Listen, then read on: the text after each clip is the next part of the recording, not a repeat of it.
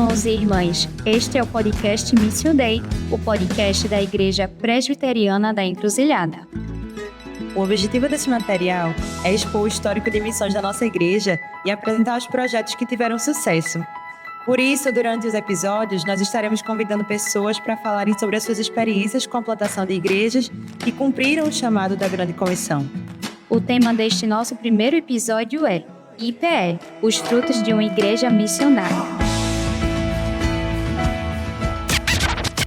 Hoje estamos com Yane Mello, uma das escritoras do livro IPE, 80 anos de história. Inclusive, agradecemos a sua disponibilidade em participar deste episódio, Yane, e gostaríamos de saber como surgiu a ideia de criar um livro contando a história da Igreja Presbiteriana da Encruzilhada.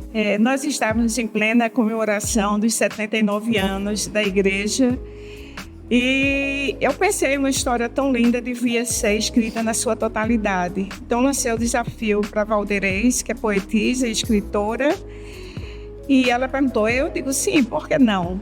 Semana depois ela veio com um resumo que ela tinha feito e eu fiquei empolgada e disse, vamos nessa. Mostrei o conteúdo para o meu irmão, presbítero Luciano, já falecido, e ele disse, vamos nessa, está muito bom. E Yane, me conta, como foi o privilégio de entrar em contato com a história da nossa igreja? Foi uma volta ao passado, na verdade, não é? Fatos que eu não conhecia, mas que sabia através de meus pais. Eles foram membros fundadores e foi muito interessante. Também relembrar pastores, relembrar oficiais, amigos queridos, irmãos amadas e reviver um pouco daquela história. Muitas vezes eu escrevendo, Valderez me lembrava, disse, lembre-se que você está escrevendo sobre o passado, não sobre o presente. Foi uma grata satisfação para mim. Ao conhecer mais sobre a trajetória missionária da igreja, o que chamou mais a sua atenção na época da produção do material? Bem, primeiro foi a união das duas igrejas, não é? De Campo Alegre, uma igreja fundada em 1917 e de Água Fria, fundada em 1932. Essas duas igrejas, com as suas identidades, elas abdicaram disso, de seus bens, para a união de uma igreja que poderia dar certo, graças a Deus deu, mas também poderia não dar. E eles abdicaram porque o projeto maior deles era formar uma igreja para ganhar pessoas para o Senhor. E quando tomamos conhecimento da história da IPE, a gente percebe que o esforço e a devoção desses pastores, seminaristas e todos os voluntários que foram envolvidos com o ID, né? Dessa forma, qual é a lição que a gente pode tirar para a IPE de hoje? Eu creio que continuar com esse legado deixado, não é?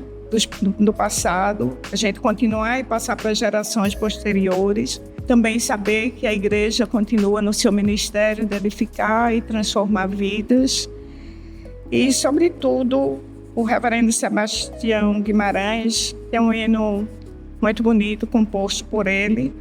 Ele era sobrinho de seu Weber, diácono aqui da nossa igreja, pai de Suzana, Solange, Suzana e Sônia. E ele escreveu um hino muito bonito, A Nossa Missão. Eu acho que é um hino que vale a pena resgatar. Ele resume muito bem a missão da igreja. E eu creio que continuando nesse passo, continuando nessa missão, no ID de Jesus, né? Que é tempo, que é fora de tempo, porque os dias são maus. A igreja continuar esse projeto, ajudando missionários, quer em oração, quer em sustento. Yane, você gostaria de acrescentar mais alguma coisa sobre algo que marca realmente esse livro? Olha, eu creio que você lendo a história e você participando da história, você vê que a Igreja da Encruzilhada era uma igreja preocupada com vidas resgatadas. A gente vê isso nas campanhas evangelísticas, antigamente chamada campanhas evangelísticas, desde o primeiro pastorado do reverendo Eupídio Ribeiro, em 1934. Já era marcada por isso, campanhas evangelísticas, no sentido que eles colocavam em ata, de almas a Cristo. Então, a gente viu que nos pastorados seguintes, todos eles tinham essa mesma nota, essa mesma propósito, não é, memorial, para fazer isso sempre. Depois vieram as campanhas, não a campanha, mas conferências evangelísticas.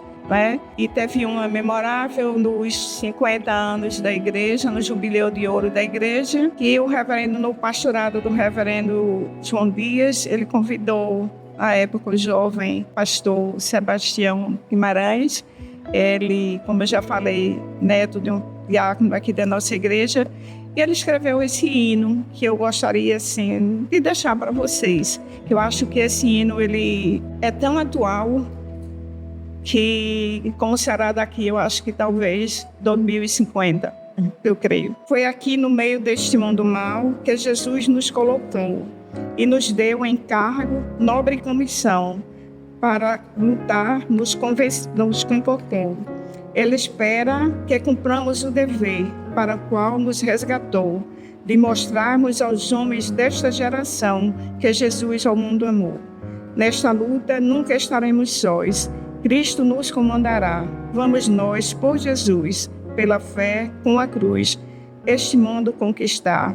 O pecado avança ameaçador, para a corrupção, ateísmo, vícios torpes, atos vis, tudo emerge em confusão.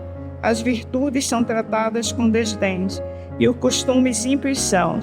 Mas a este mundo Cristo nos mandou proclamar a redenção. O Senhor, para esta hora, nos chamou. Não podemos nós deixar de fazer os homens de hoje compreender que Jesus os quer salvar. Aos que vivem no vazio, em frustração, vamos já anunciar que aos cansados e oprimidos de Jesus, eu vos quero libertar.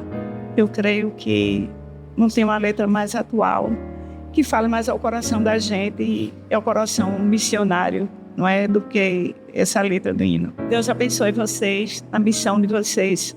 E eu e minha irmã, nós oramos toda quarta-feira, nós oramos pelo trabalho missionário aqui da Igreja da Encruzilhada.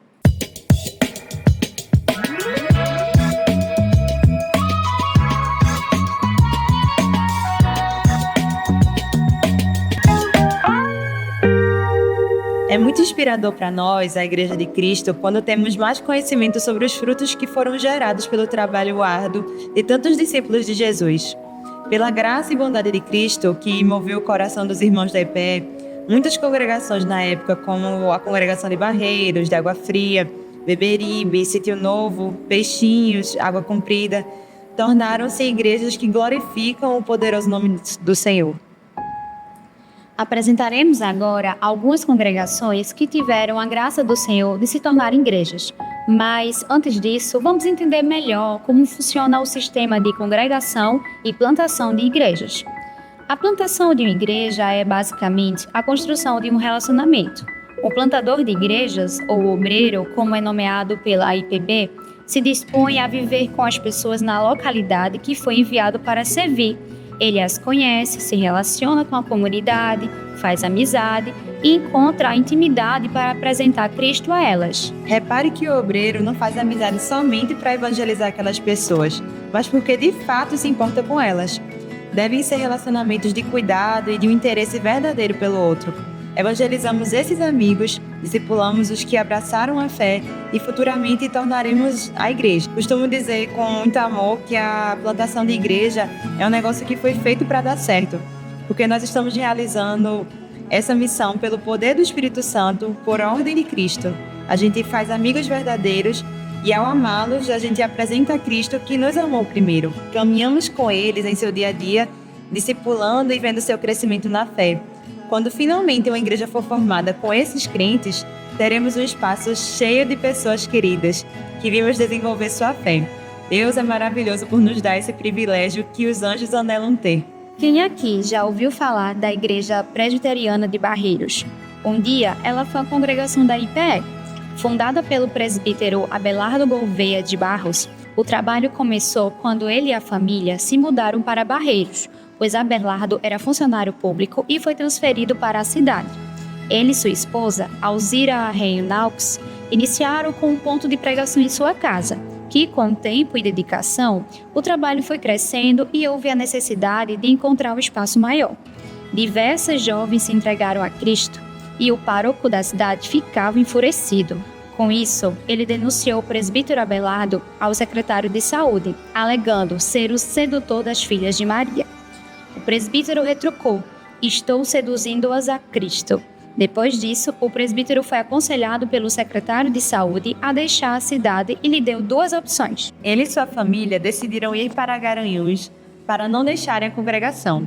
Sempre voltavam para dirigir o culto e revezavam com o seminarista da Igreja Presbiteriana da Encruzilhada, Daniel Silveira Moura. Inclusive, Daniel foi citado também na congregação de Água Fria como um exemplo de abnegação. Com certeza ele foi um homem fiel ao serviço do Senhor. Após alguns anos, por volta de 1956, a congregação se tornou a primeira igreja presbiteriana de Barreiras. É lindo ver como Deus usa um coração totalmente disposto a servir. O pastor Abelardo foi transferido pelo seu trabalho, mas sabia da necessidade de anunciar Cristo em Barreiros. Saber que pessoas que ainda não conhecem nosso Deus devem nos encher de uma urgência santa e nos deixar gastar pelo Evangelho, como Paulo diz em 2 Coríntios. Assim como a plantação da congregação de Barreiros contou com o apoio das orações dos irmãos da EPE, a congregação de Peixinhos, que hoje tem mais de 5 décadas, também foi um dos nossos frutos. A congregação de Peixinhos teve início pela missionária Maria Neves, a pedido do pastor Vitor Pestes. A irmã Denise Lima, sua irmã Almerinda, junto com a irmã Maria Neves, realizavam os cultos na casa de uma irmã chamada Ló.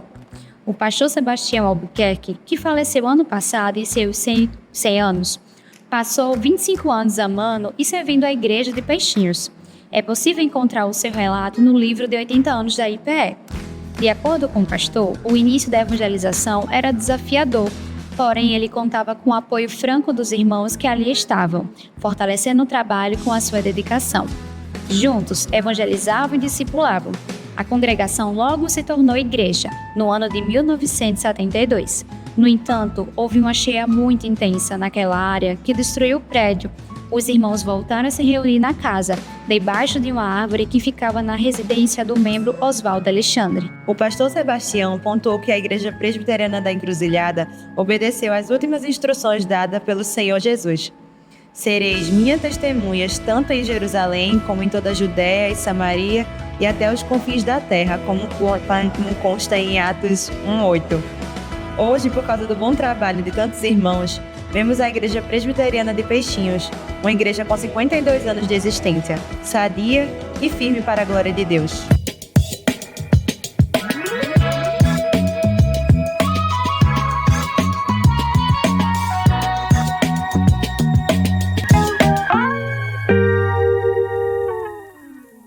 Agora, iremos trazer mais uma história em que a IPE, em conjunto com 3 missionárias, 2 americanas e uma brasileira, sentiram o chamado de auxiliar o surgimento da Congregação da Bomba do Emetério. Este trabalho de evangelização teve início em 1963.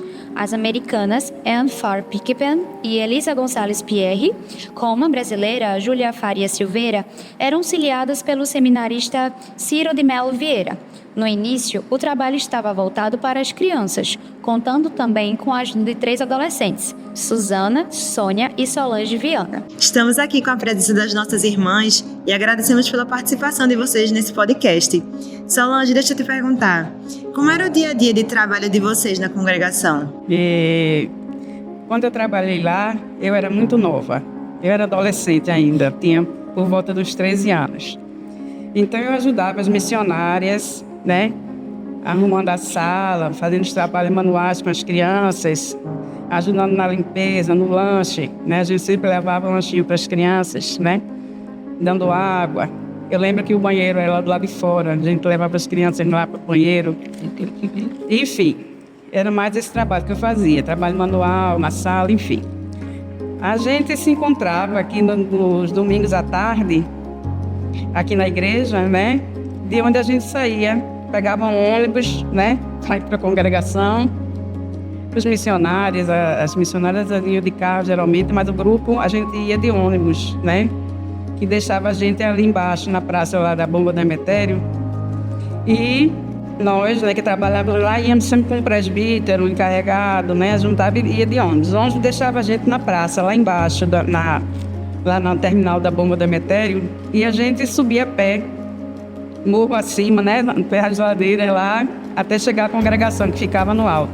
Era muito gratificante ver a alegria das crianças quando chegavam. A gente também contribuía para a manutenção do prédio, que era um lugarzinho bem simples, um salão maiorzinho na frente e atrás tinha a sala das crianças. Na divisão era uma porta, daquelas portas que fica assim, aberta, quebrada no meio, que abre em cima, fica a janela. Então era assim o ambiente, né? Bem simples. Então nas férias a gente muitas vezes a gente ia com um grupo para lá pintar as paredes, pintar as portas, os banquinhos. A gente fazia esse trabalho também, com muito prazer, com muita alegria. A gente juntava, levava lanche e ia para lá para ajudar na manutenção do prédio, né? Com certas coisas, enfim. Todos nós que trabalhávamos lá amávamos muito aquela missão, né? E a gente tem muitos frutos aqui na igreja ainda desse trabalho. Uma época muito boa na minha vida. Suzana, qual eram os desafios de se fazer visitas de evangelismo nos lares enquanto adolescentes? Eu não via, na época, essas visitas como evangelísticas. E, na verdade, eu acho que elas não tinham muito essa função de evangelismo. Elas eram mais para atrair, conquistar, convidar as pessoas para participarem da congregação, dos cultos, dos eventos. Agora, eventualmente, a gente fazia programações externas, né? Na ladeira, como disse hoje, ladeira abaixo, a gente ficava lá com som e distribuía folhetos. Mas na minha inocência, né, de adolescente, eu não tinha esse intuito de evangelismo dentro dos lares ou nos lares, nas visitas. Era uma visita que a gente saía em bando, um monte de jovem, convidando pessoas. E eu era muito tímida. Então eu sempre ficava na retaguarda. Ficava sempre mais atrás, esperando que alguém fosse na frente. E interessante que isso me chama a atenção, quando eu penso nisso, que visitar a gente pode ter como um ministério. Não é qualquer coisa. Aí você vai entrar na casa de uma pessoa, num lar de uma pessoa, você não sabe quem vai lhe receber, né? Se vai estar bem, se não vai estar, se está ocupada, se odeia a igreja, se tem referências mais de religião, né? Então você vai de peito aberto. É preciso ter maturidade, é preciso ser orientado para visitas e não chegar assim, porque pode ser um faca de dois gumes. Tanto você pode atrair, como você pode repelir as pessoas, né? Eu, na época, não tinha essa consciência. Achava que era uma farra, uma festa boa, tá chamando as pessoas, atraindo. E como a gente era muito jovem, era uma de menina, a gente atraía muita criança. Na verdade, a igreja era feita de crianças, praticamente. Eu acho até que as mães achavam ótimo, porque diziam, tem um cara de jovem para tomar conta dos meus filhos no domingo. Então eu vou estar de boa, vou lavar roupa, vou fazer isso, vou fazer aquilo. A gente tinha um pouco essa noção de que as mães mandavam, a princípio, para se livrar um pouquinho dessa carga, né? Mas o que é bom pra gente também, porque a gente estava lá semeando a mensagem quando eles chegavam e a gente recebia eles muito bem. E para encerrar isso, eu acho que essa fase da minha vida, esse tempo que eu passei com essa comunidade, foi um diferencial na minha vida pessoal e profissional. Porque daí eu acho que influenciou a minha escolha profissional, né? Sou assistente social, trabalhei muito com comunidades a vida inteira, né? Com outro perfil. E eu acho que esse outro perfil meu também era evangelístico. Porque você não é crente só de domingo, não é crente só de congregação, não é crente só de visita. Você é crente também, né? Durante a semana, onde você está fora. E essa experiência lá, como as meninas estão dizendo, como todo mundo está falando, era muito forte na vida da gente. E era uma coisa comum, porque a minha casa era uma casa mini-igreja, né? Uma casa onde tinha todas as condições, a gente convivia com pastores, convivia com muitos seminaristas. Então isso foi um diferencial na minha vida profissional, espiritual e social também. Que lindo, tia. Obrigada por compartilhar com a gente. Tia Soninha, fala pra gente um pouquinho de que forma essa vivência missionária contribuiu na formação espiritual de vocês. Na realidade, a gente já trazia essa vivência, como Suzana disse, da nossa casa. já trazíamos essa vivência missionária quando a gente era criança.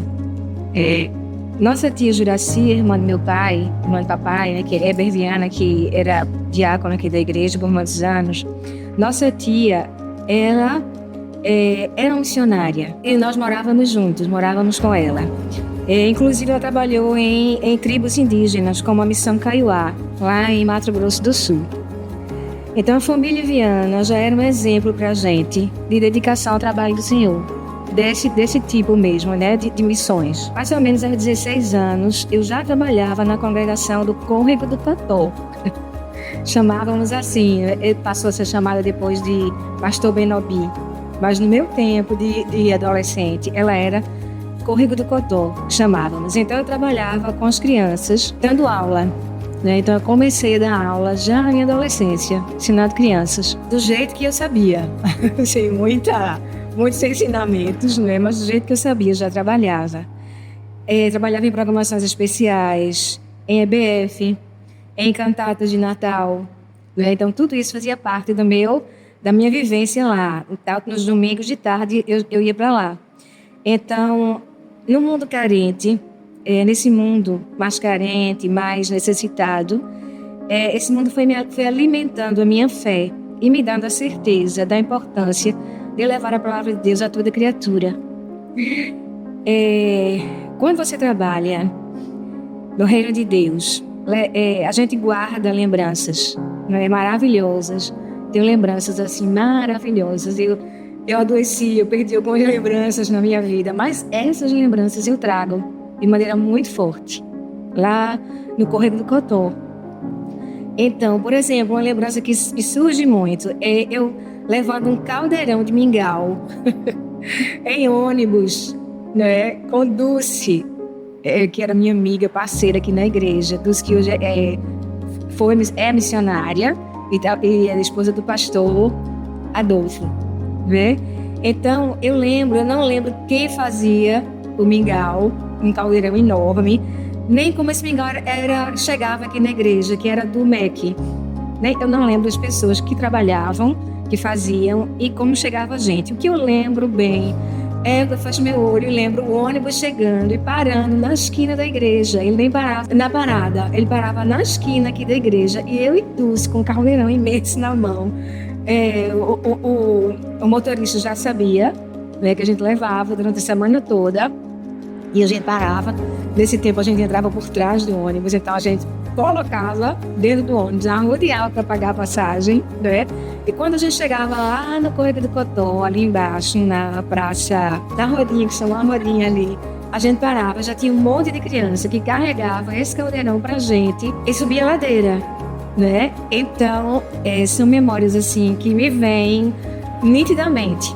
E lá a gente fazia EBF e no final a gente distribuía nos copinhos esse mingau que vinha com proteínas do MEC. Né? Então, à medida que eu fui crescendo, a gente fazia evangelismos. Fora isso, que eu trabalhei lá muitos anos, trabalhei inclusive com Silmara. Quando engravidei, foi que eu parei. Mas eu fiz da minha adolescência até minha gravidez, lá no Córrego do Cotó. Então, eu me lembro também de evangelismos que a gente fez em cidades do interior, inclusive em cidades em trem, que a gente ia, eu me lembro perfeitamente, a gente ia para uma cidade, que eu não lembro o nome, e o trem da frente, ele descarrilhou, né? E a gente não pôde passar. Então, a gente fez evangelismo em outra cidade, que não era o planejamento da gente. Mas depois a gente entende, né? Que é plano de Deus. A gente tinha que parar naquela cidade, que só tinha uma rua, já aqui em Nambuco. A gente parou nessa rua e fez evangelismo ali, cantando e tudo. E no final do dia a gente pôde voltar num trem. Então, eram coisas que a gente fazia, né? Em trem que hoje em dia, eu acho que vocês nem conhecem mais assim, esse roteiro de trem, talvez, não é? Então, eu continuei no MAD, em outros estados, em escolas, né? Que eu trabalhei muitos anos no Agnes, então eu fazia cultos de evangelização no Agnes. O Agnes deu essa oportunidade de falar ali, não sei para quantas crianças naquele salão imenso, né? Então, eu segui a minha vida assim, né? Hoje estou com 63 anos, estou aqui na igreja, né? Já não faço mais essas viagens, esse tipo de coisa, mas continuo levando a palavra de Deus para as crianças daqui da igreja e visitantes que vêm, né? Então é uma coisa muito forte na minha vida, que me acompanhou a vida toda. A gente não tem ideia, né? Eu não tenho ideia quantas sementes, quantos corações ficou a palavra de Deus, né? Das que eu participei. Não tenho ideia. E estados diferentes, né? Que eu ia, enfim.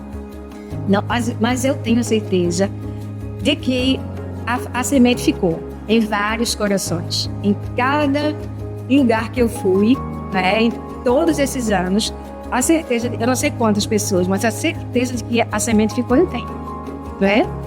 E a alegria imensa de que de repente eu reencontro um adulto pela rua que eu não reconheço, porque falei quando era criança, eu não reconheço, bate no meu ombro e diz: tia Soninha, estou na igreja, né? Então, assim, é uma alegria maravilhosa, né? Quando eu disse: tia Soninha, estou na igreja, é um homem grande, maior que eu, né? E eu sei que eu fiz parte daquilo ali, né? Uma parte da semente foi minha. Eu continuo hoje firme na fé e sabendo, tendo a certeza de que o nosso trabalho jamais foi em vão, né?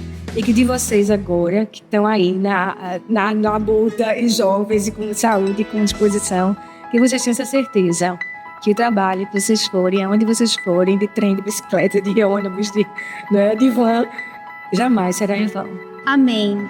E nós temos convicção que Deus foi glorificado através desse trabalho da vida de vocês. Muito obrigada, Solange, Suzana e Sônia, pela participação de vocês. Deus continue os abençoando. Acreditar no Evangelho e caminhar seguro até sozinho.